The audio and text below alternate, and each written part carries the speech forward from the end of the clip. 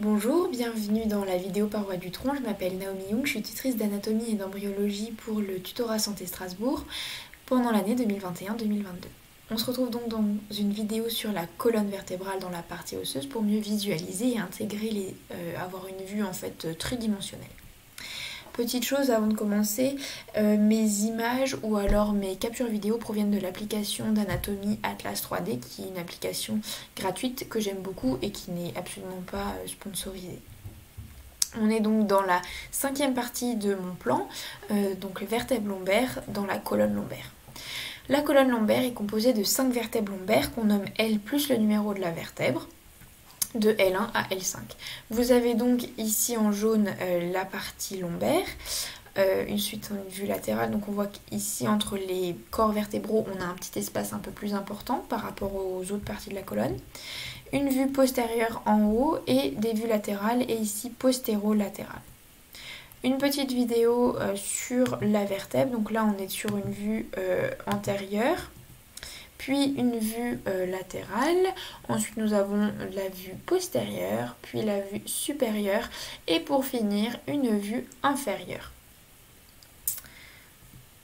On va détailler chacune des vues, mais tout d'abord le corps vertébral des vertèbres lombaires a une forme de haricot ou de rein, donc on dit que c'est réniforme qui apparaît là en bleu, avec une hauteur en fait, donc ce corps vertébral a une hauteur de 2,5 cm, dans l'axe transversal on aura 4,5 cm et 3 cm dans l'axe sagittal.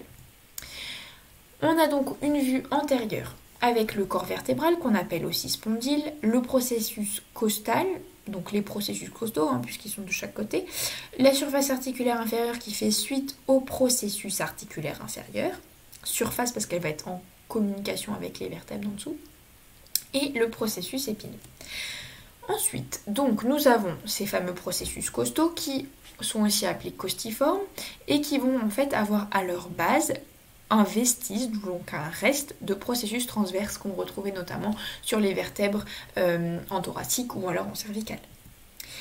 Une vue latérale qui nous donne de nouveau les mêmes structures que précédemment, sauf que là on peut voir que sur le processus articulaire, donc en vue supérieure, partie supérieure et partie inférieure, avec la surface articulaire inférieure, et bien en fait on voit qu'on a une petite tubérosité en arrière de la partie supérieure du processus articulaire qu'on appelle le processus mammillaire.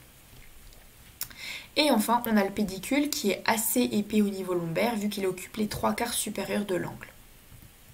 Ensuite, nous avons donc l'orientation des processus articulaires. Donc ici, vous avez votre surface articulaire supérieure, c'est la partie blanche, ici. Et donc, cette surface articulaire supérieure que je montre en fait sur celle ici et pas sur celle là-bas, et ben, elle est orientée vers le haut, vers l'arrière et vers l'intérieur, donc en médial. Et ici, vous avez le processus mammillaire qu'on retrouve également là.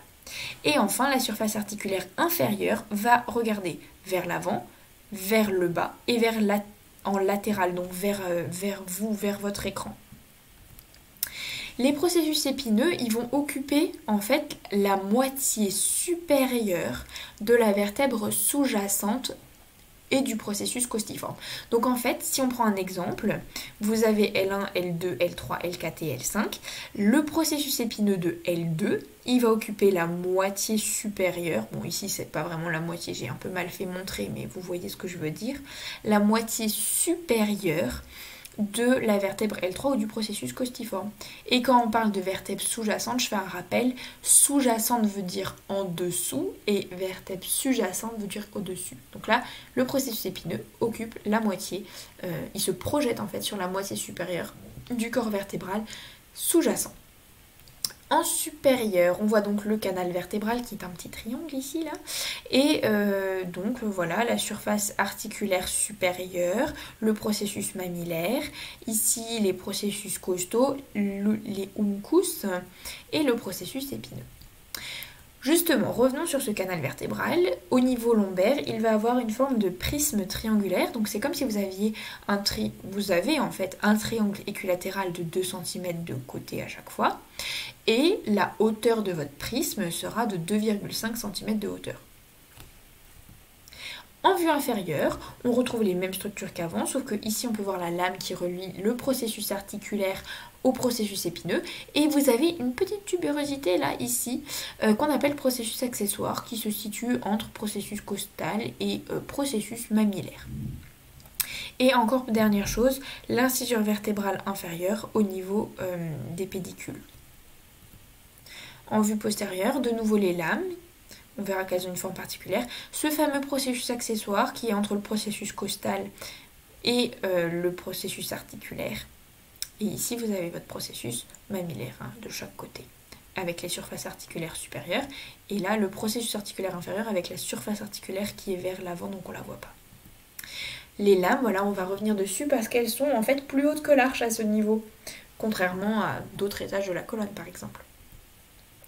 Je vous remercie pour votre écoute, j'espère que cette vidéo vous a aidé. Bon courage pour vos révisions, n'hésitez pas à aller voir les vidéos précédentes pour la partie de généralité de la colonne ou encore la partie cervicale ou la partie thoracique et vous aurez également la vidéo pelvien qui suit cette vidéo.